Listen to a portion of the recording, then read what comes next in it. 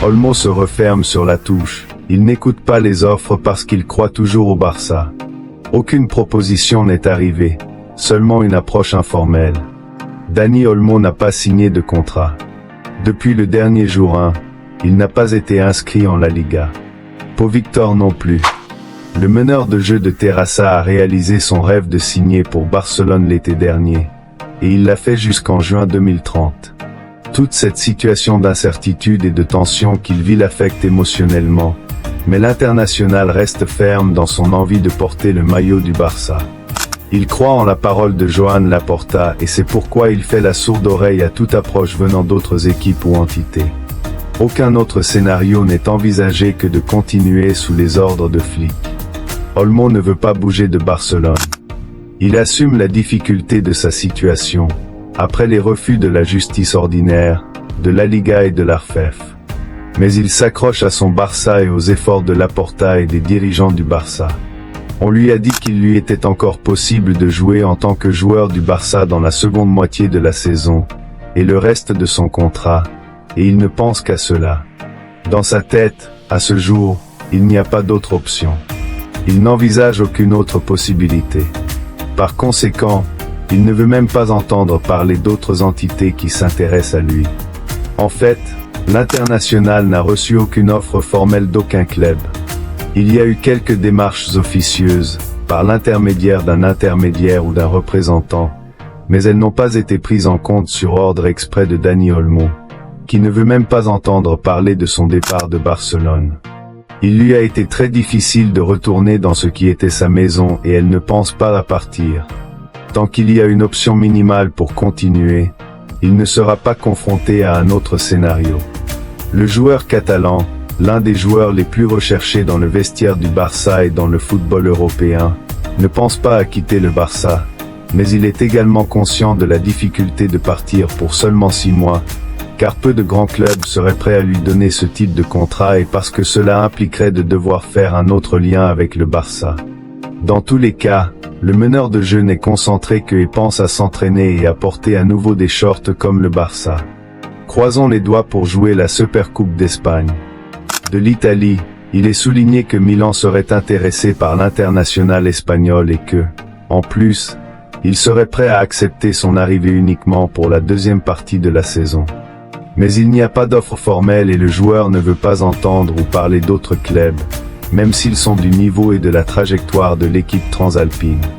Il veut juste rester au Barça, et jusqu'à ce qu'ils lui disent que c'est impossible, il s'accroche à cette option sans envisager davantage.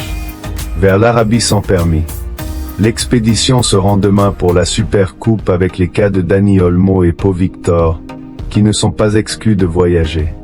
Le cas de Dani Olmo et Pau Victor pourrait connaître une autre situation demain. Il n'est pas exclu que les attaquants entrent dans la liste de l'équipe et se rendent en Arabie pour le match de la Supercoupe, bien qu'il n'ait pas de licence. Une autre option pour eux est de rester à Barcelone en attendant des nouvelles. Pendant la journée des Rois Mages, en outre, il n'y aura pas de nouvelles concernant son inscription, car le club ne peut pas demander la mesure de précaution à la CSD avant mardi, premier jour ouvrable de la semaine. Par conséquent, le Barça montera dans l'avion lundi en début d'après-midi sans savoir si Olmo et Pau Victor pourront porter des shorts pour la demi-finale de mercredi contre l'Athletic ou pour la finale, s'ils arrivent, dimanche. Il se pourrait même que les deux joueurs voyagent avec l'équipe, mais qu'ils ne puissent jouer aucun des deux matchs en Arabie car le CSD ne répond pas à la demande du club catalan. Toutes les parties sont conscientes qu'il est très difficile pour elles d'avoir une résolution pour jouer la demi-finale, car le temps presse.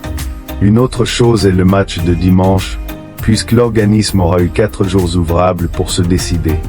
Par conséquent, ils envisagent de les inclure dans l'appel de ce lundi. Pour l'instant, Joan Laporta est silencieux sur la question et on peut le voir à Barbastro tout sourire. Le président a rencontré hier samedi matin Olmo et Pau Victor et informe constamment Hansi Flick de la situation. Mais il ne parlera pas aux médias tant qu'il n'y aura pas de résolution complète de l'affaire. Les Catalans se rendront d'abord à la CSD, ce mardi, et, au cas où elle ne se prononcerait pas dans leur intérêt, elle ouvrira la voie de la justice ordinaire. Hansi Flick a décidé de ne pas déplacer Pau Victor et Dani Olmo à Barbastro après qu'il ait été connu que l'ARFEF et la Liga n'avaient pas donné le feu vert à sa licence. Mais le cas de la Supercoupe est différent, puisque l'entité présentera toute la documentation mardi matin et que l'équipe voyagera ce lundi et sera, dans le meilleur des cas, jusqu'à dimanche. De plus, l'équipe catalane, si elle atteint la finale, sera absente de Barcelone pendant une semaine. Par conséquent, on s'attend à ce que certains des joueurs qui souffrent d'inconfort, comme Christensen ou Hector Ford, figurent également sur la liste.